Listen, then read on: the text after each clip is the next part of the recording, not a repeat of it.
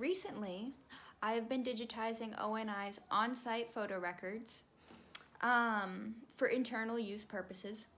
But after everything is digitized and put onto our drive, we are going to go back through and determine those materials that are historically significant so they can be transferred to the Mass Historical Society for proper archival care, along with the rest of Old North's archives.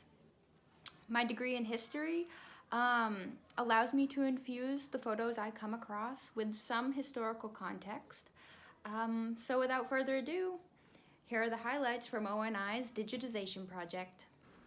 Going in chronological order, these are photos from 1975 when President Gerald Ford visited the Old North.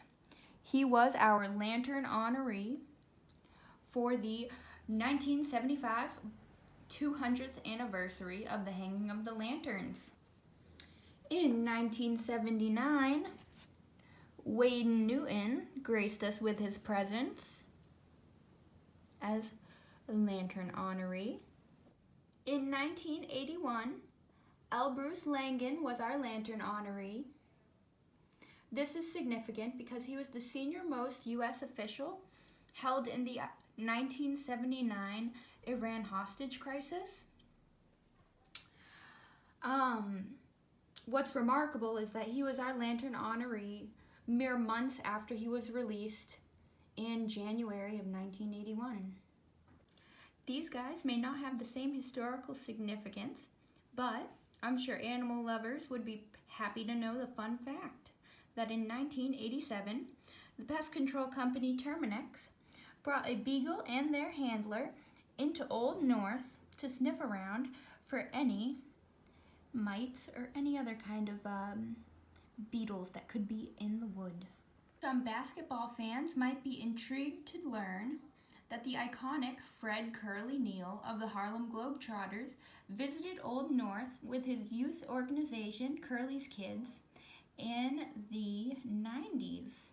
Alrighty, saving the best for last and being chronologically out of order, we all know that the Queen visited Old North in 1976 for the U.S. Bicentennial. But did we know that the Queen had the pleasure of meeting the First Lady of Roxbury, Dr. Melnia Cass? Dr. Melnia Cass dedicated her life to improving access to opportunities, resources, and education for her community in Roxbury. In 1920, she helped organize African American women to register and cast their first vote. From 1962 to 64, she served as president of the Boston branch of the NAACP. She organized protests against the policy of segregation in Boston's schools, and it was for her that Melnia Cass Boulevard in Roxbury was named after. She was known to say, "If we cannot do great things, we can do small things in a great way."